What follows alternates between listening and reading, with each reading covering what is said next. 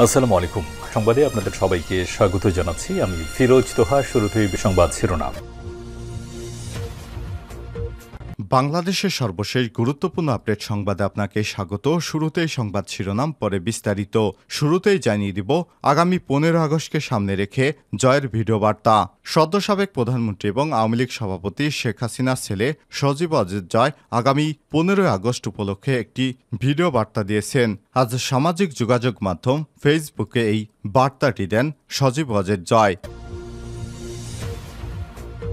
এরপর জানিয়ে দিব, বিচার বিভাগের ইতিহাসে নতুন রেকর্ড, প্রধান বিচারপতির সরাসরি নিয়োগ। জানিয়ে দিব, দুবাইয়ে দণ্ডপ্রাপ্ত প্রবাসীদের মুক্তির বিষয়ে কথা বলবেন ডক্টর মোহাম্মদ ইউনুস। এবারে জানাবো, বিগত আন্দোলনের সময় ইন্টারনেট বন্ধে কারা জড়িত ছিল 24 ঘন্টার মধ্যে জানতে চান উপদেষ্টা নাহিদ। এবারে জানিয়ে দিব, আমদানি বাড়ছে, কাঁচামরিচের দাম কমল 40 টাকা। এবং সর্বশেষ জানিয়ে দেব, যুবলীগ নেতার ভাইকে কুপিয়ে হত্যা।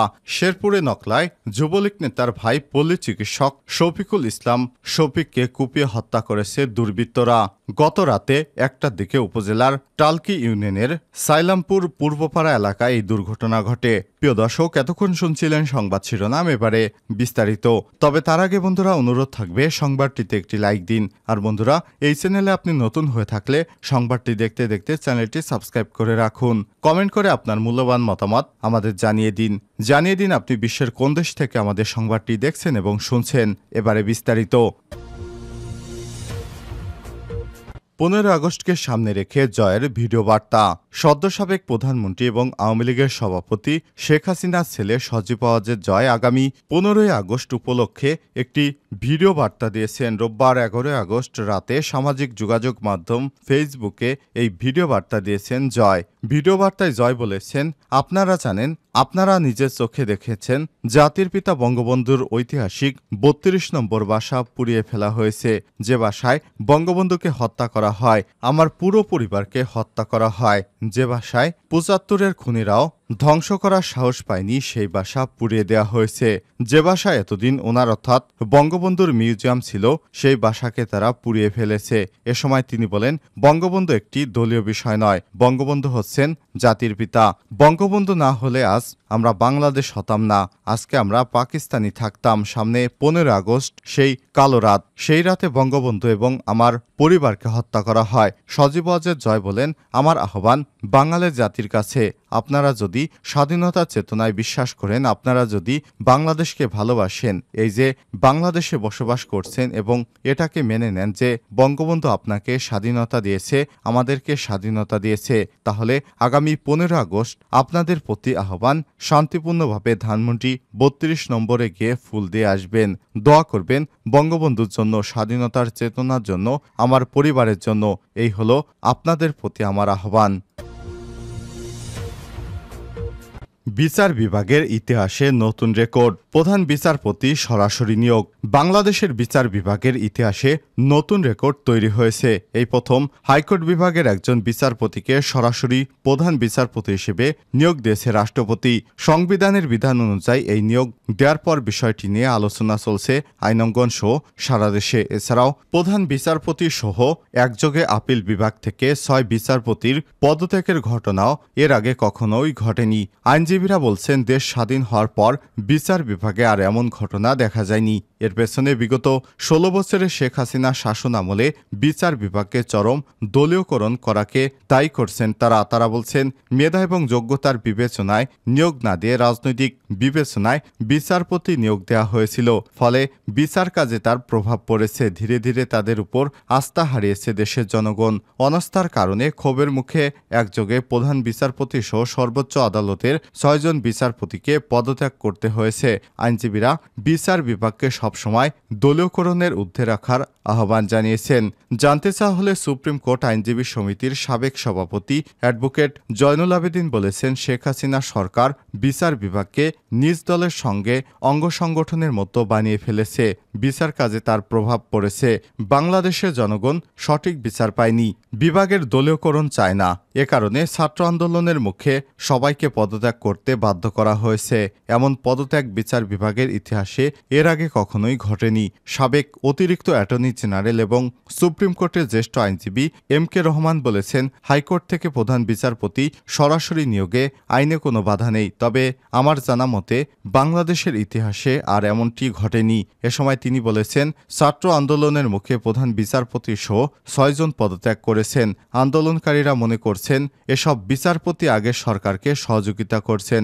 রাজনৈতিক কোনো ইস্যু এলে তারা সরকারের পক্ষে থেকেছেন। তারা রাজনৈতিকভাবে প্রভাব বিস্তার করেছেন, স্বাধীনভাবে রায় দিতে পারেননি। এ কারণে আন্দোলনকারীরা তাদের পদত্যাগের দাবি তোলেন। এ সময় তিনি আরও বলেন, সরকার এর কারণেই বিচার বিভাগের আজকের এই দুর্দশা। গত 14 বছরে যেসব বিচারপতি নিয়োগ হয়েছে তারা বেশিরভাগই মেধা এবং যোগ্যতার ভিত্তিতে নিয়োগ পায়নি। তারা শেখ হাসিনার চাটুকার যারা ছিল তাদেরকেই বিচারপতি হিসেবে নিয়োগ দেওয়া হয়েছিল। এ কারণে এদেরকে এখন সরিয়ে দেওয়া হলো। সাধারণ মানুষের আস্থা আইনজীবীদের প্রতি ছিল না। এ কারণে আইনজীবীদেরকে এত রদবদল করা হয়েছে।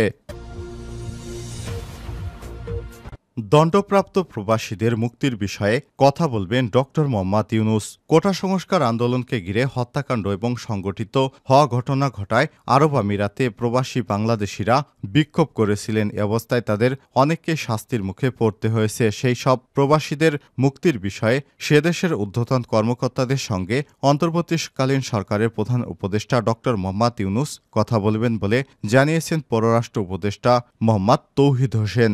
রোববার বিকেলে পররাষ্ট্র মন্ত্রণালয়ের অডিটোরিয়ামে সাংবাদিকদের ব্রিফিংকালে তিনি এই কথা বলেন। মতবিনিময়ের শুরুতে ছাত্র জনতার আন্দোলন নিহতদের স্মরণে 1 মিনিট নীরবতা পালন করা হয়। এ সময় তিনি বলেন, বৈষম্যবিরোধী ছাত্র আন্দোলনের সমর্থনে বেশ কয়েকটি দেশে বিক্ষোভ হয়েছে।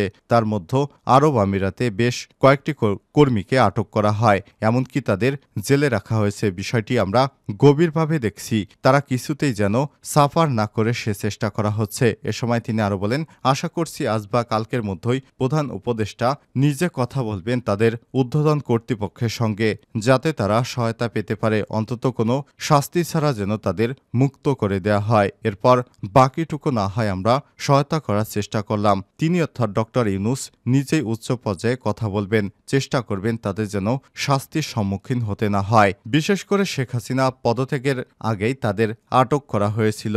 দুবাই সরকার একরকম স্বৈরাচারী। সে কিন্তু শেখ হাসিনার মতো দুবাইয়ের মানুষকে এভাবে আটকে রেখেছে। তার দেশে কোনো সভা মিছিল মিটিং কোনো কিছুই করতে দেওয়া হয় না। এর মধ্যে বাঙালিরা যখন শেখ হাসিনার পদত্যাগের দাবিতে বিভিন্ন দেশে স্লোগান দিছিল, শুধুমাত্র দুবাইতেই আটক করা হয়েছে বাংলাদেশিদের। ইউরোপের কোনো কান্ট্রিতে এমন কোনো ঘটনা ঘটেনি। ইন্টারনেট বন্ধে কারা জড়িত 24 ঘন্টার মধ্যে জানতে চান উপদেষ্টা নাহিদ। কোটা সংস্কার আন্দোলনের সময় দেশজুড়ে ইন্টারনেট বন্ধ করে দেওয়ার সঙ্গে কারা জড়িত তা নিয়ে জানতে চান ডাক, টেলিযোগাযোগ এবং তথ্য প্রযুক্তি মন্ত্রণালয়ের উপদেষ্টা নাহিদ ইসলাম। এজন্য 24 ঘন্টা সময় বেঁধে দিয়েছেন তিনি। এ সময়ের মধ্যে তার কাছে প্রতিবেদন জমা দিতে ডাক ও টেলিযোগাযোগ মন্ত্রণালয়ের সচিব মুশফিকুর রহমানকে নির্দেশ দেন। অন্তর্বর্তী সরকার গঠনের পর রোববার প্রথম কার্যদিবসে সকালে 10টায় সচিবালয়ে ডাক, টেলিযোগাযোগ মন্ত্রণালয়ে যান উপদেষ্টা নাহিদ ইসলাম। তিনি মন্ত্রণালয়ের কর্মকর্তাদের সঙ্গে বৈঠকে বসেন। বৈঠকে উঠে আসে কোটা সংস্কার আন্দোলনের সময় ইন্টারনেট বন্ধের বিষয়টি। এ সময় তিনি বলেন, ইন্টারনেট বন্ধ করা মানবাধিকারের লঙ্ঘন। আন্দোলনের সময় মানবাধিকার ক্ষুণ্ণ হয়েছে। কোটা সংস্কার আন্দোলনের সময় গত 17 জুলাই রাত থেকে মোবাইলে ইন্টারনেট এবং 18 জুলাই রাতে ব্রডব্যান্ড ইন্টারনেট বন্ধ করে দেয় শেখ হাসিনা সরকার। 5 দিনের মাথায় 23 জুলাই ব্রডব্যান্ড ইন্টারনেট সংযোগ সীমিত পরিসরে চালু করা হয় এবং 10 দিন পর 28 জুলাই মোবাইল ইন্টারনেট চালু করা হয়। আমদানি বাড়ছে, কাঁচামরিচের দাম কমল 40 টাকা। দেশে বৈষম্যবিরোধী ছাত্র আন্দোলনের মধ্যেও হিলি বন্দর দিয়ে আমদানি রপ্তানি স্বাভাবিক ছিল। বর্তমানে দেশের পরিস্থিতি কিছুটা স্বাভাবিক হয় দিনাজপুর হিলি স্থলবন্দর দিয়ে বাড়ছে সব ধরনের পণ্য আমদানি। কাঁচামরিচ আমদানিকারকেরা বলছেন, দেশের বাজারে কাঁচামরিচের দাম স্বাভাবিক রাখতে আমদানি বাড়িয়ে দিয়েছেন তারা। গত শনিবার হিলি স্থলবন্দর দিয়ে একদিনে ভারতীয় 22 ট্রাকে 206 মেট্রিক টন কাঁচামরিচ আমদানি করা হয়। আমদানি বাড়ায় খুচরা বাজারে কেজিতে দাম কমেছে 40 টাকা। এক সপ্তাহ আগে কাঁচামরিচের দাম 200 টাকা ছিল। বাজার ঘুরে এটি দেখা গিয়েছে এখন প্রতি কেজি কাঁচামরিচ 160 টাকায় বিক্রি করা হচ্ছে।